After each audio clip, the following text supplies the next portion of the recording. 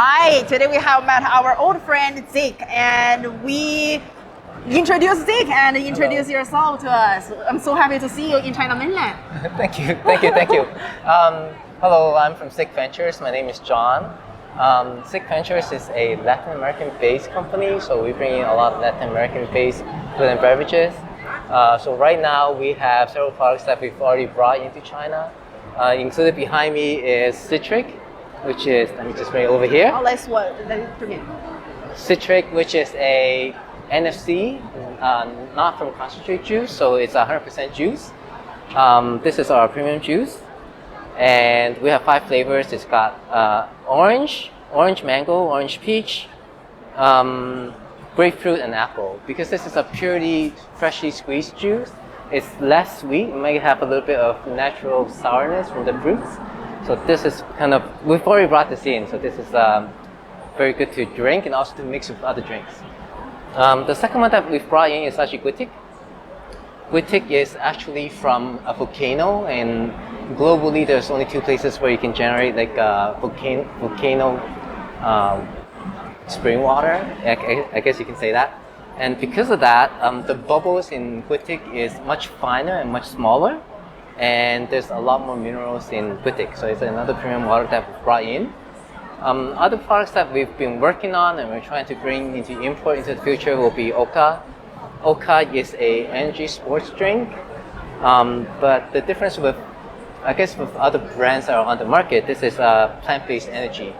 So we try to use natural ingredients inside. We use green coffee, green tea as the caffeine, and we use tapioca, cassava as the to help the energy to last longer. So we hope this one will be something that you would like as well. We have a regular version. We have 4 flavors, and then we have a zero sugar version as well, like this.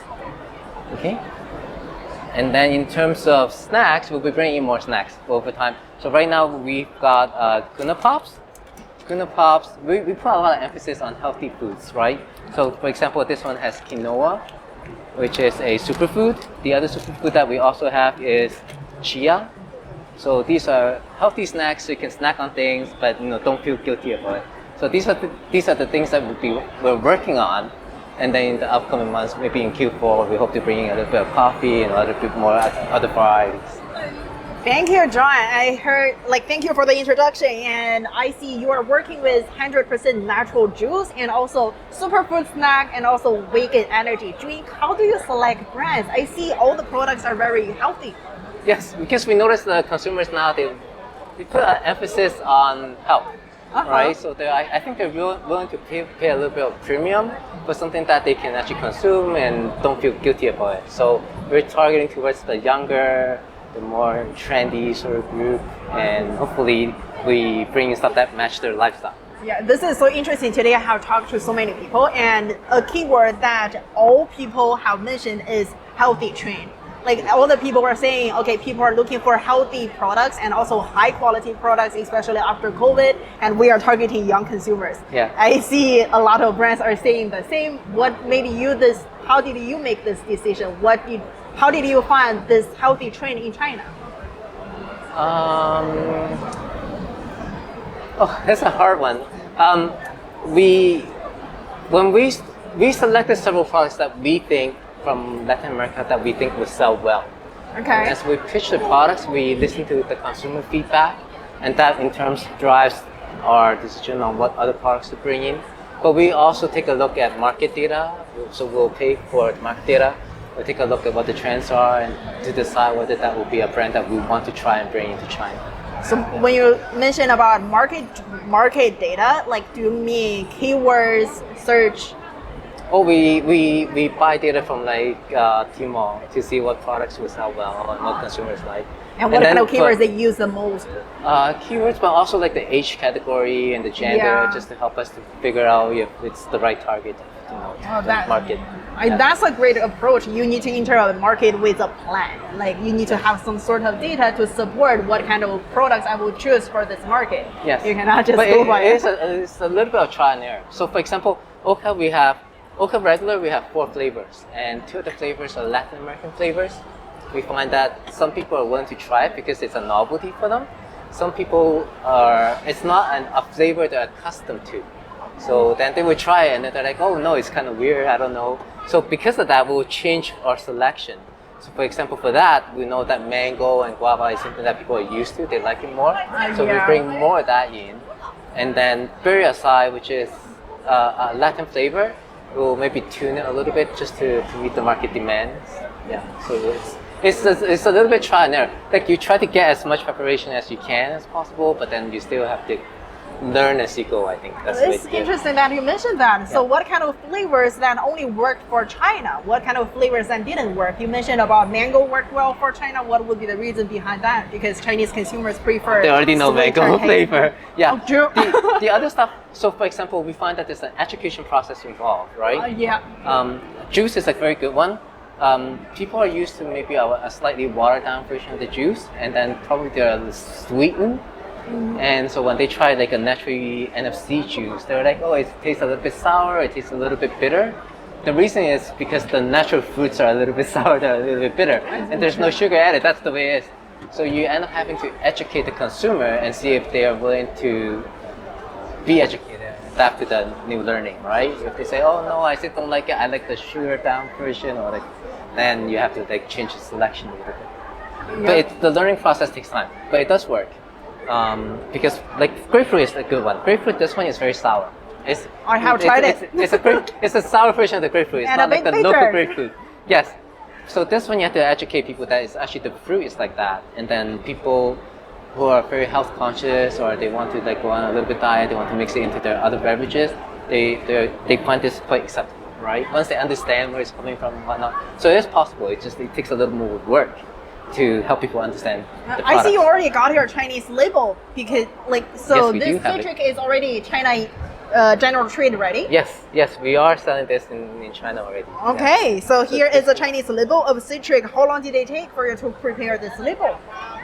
This is not too bad because the fruit juices are not very heavily regulated. Yeah.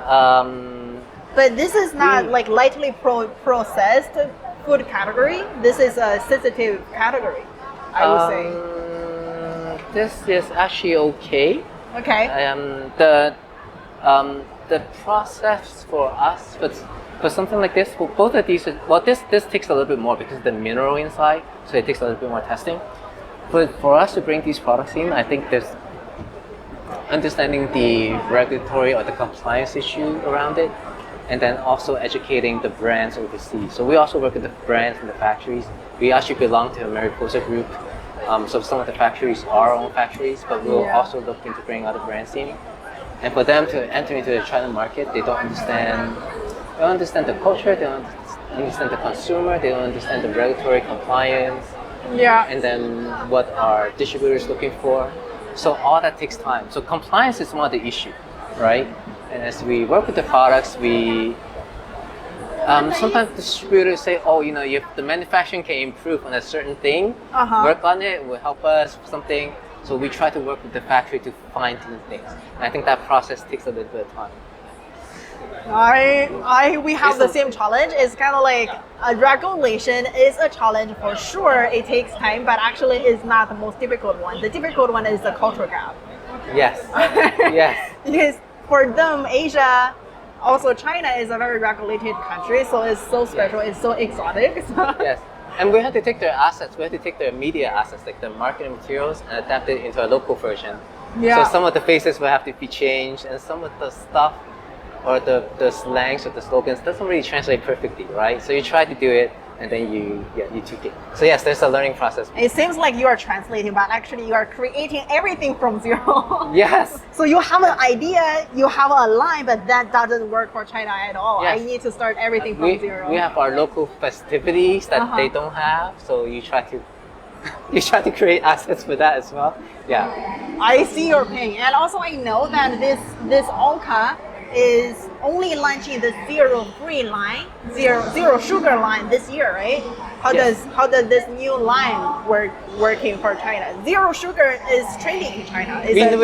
We know people are healthy. People who go for like Oka, they are looking for a slightly more healthier version of what the market has to offer. Yeah. So, but they also like a sweetened version. So the first time they try a there's two groups of people. One group would be like, oh, it's not as sweet, okay? But the other group is they totally like it because they like the whole concept of zero sugar, but yeah, it's very healthy and whatnot. So we have two groups. So we're still kind of testing the market to see which one is a little bit better. Combined have 7 flavors, so it might be a lot to launch in the new market. But once we have a better handle what people prefer, we might. I think we lean towards maybe more of the zero version than is the regular version, just to stay within the whole theme of being healthy and. And as I mentioned, I see the selection of how your portfolio is that you are choosing healthy products. Yes. So I totally agree. I think this healthy trend is getting to this China market, and especially after COVID. Great to see you coming to China mainland and having this exhibition. This is the first exhibition that Zig Venture is having in China mainland. Yes. Hopefully we'll be attending a lot more trade shows. Yeah, so maybe see out Shanghai, Chengdu Sugar One Expo, and there are so many exhibitions so many opportunities that you can take. And of course, your products are getting ready for the China market, and gradually we can do B2B sales. Yes. We don't need to be limited to the cross-border e-commerce, and gradually B2B selling to retailers. They're very different. B2B, you get direct consumer feedback. It's good that way. So then you actually, because if you go through a B2C, you get directly consumer feedback. So they would actually tell you, I think it's too sour, I think it's too bitter. So then you can correct things, right?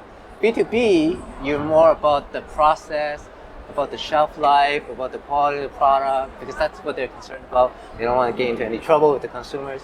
So their emphasis is very different. So you actually need both to get a very good picture of how to capture the market.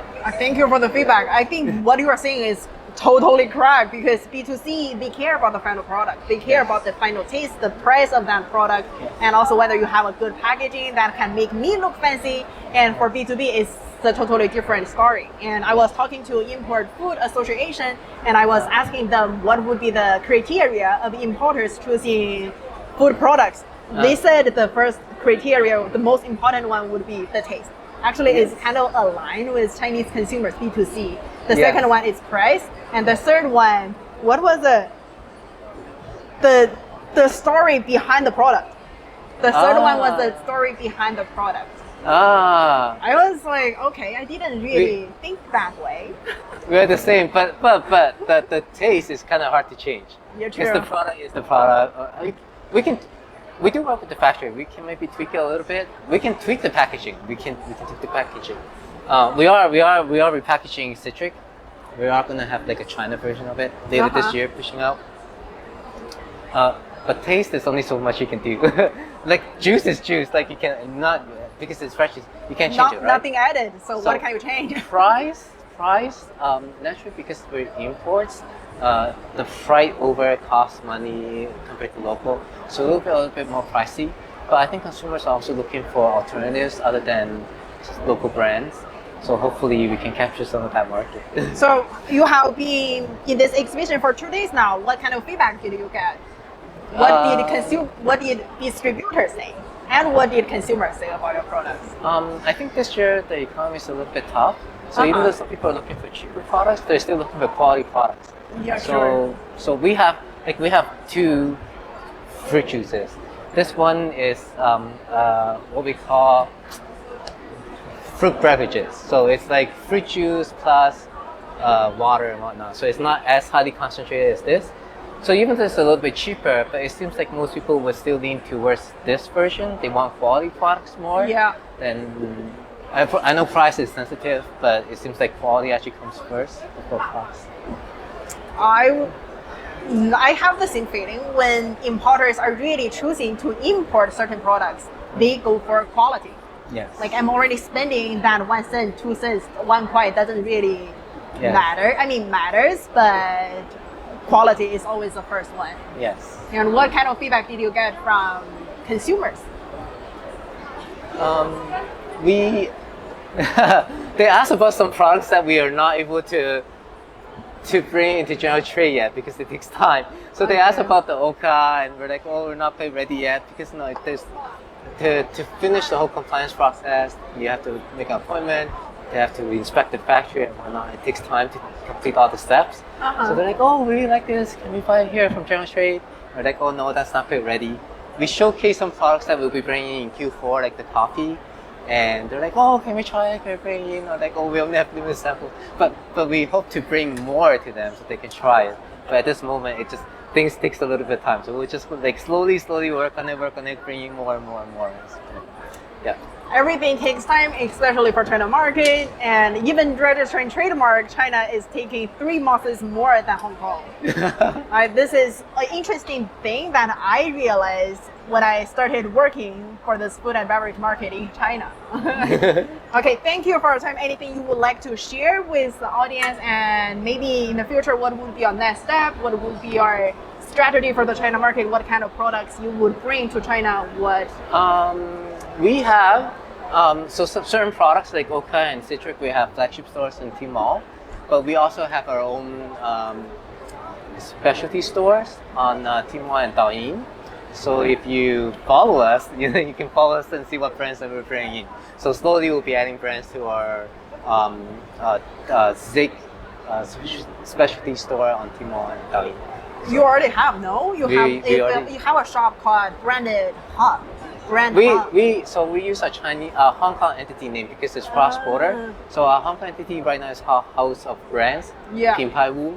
Yeah. But we call ourselves as Zig because we eventually will probably unify our identity because different countries have a different name. But I call it Zig because that's where you see our brand and logo is. The brand name and also the shop name, that's the difference. The shop name. The shop name right now is called House of Brands, but eventually maybe we'll change it to Zig. Great. Okay, so it's easier for consumers to find and follow this. Yeah, I mean, I'm a follower of your Tmall global brand. I'm not a follower on your social media because I don't really have social media. I don't have TikTok in China, so I'm a follower. Oh, of nice! Thank you. You're welcome. Because I like your products. I do work out, and this plant-based. I heard so many things from your team, and I heard so many things about how it's a great alternative for coffee, for like other electronic water. So it's a great replacement. Yes. I like it, and also that grapefruit juice, I tried it. It's a bit sour, but I liked it. It's good for mixing. I think this one's very good for mixing beverages. I have this kind of feeling. I have this kind of problem. I think a lot of young girls have the same problem. Is that like the more sour it tastes, the more bitter it tastes, the healthier. Yes. I mean, having the product can give me a feeling that I'm getting healthier. That's why I say once they understand the product, you explain a little bit, and they understand where it's coming from. They do accept it. Yeah, Chinese consumers we are learning more, and this market needs education. But gradually, we are getting to that level which can support us to understand all types of products without extra education. We are getting there. Thank you so much, John, and say bye to the camera. Thank you, guys. Thank you. Bye. Bye-bye.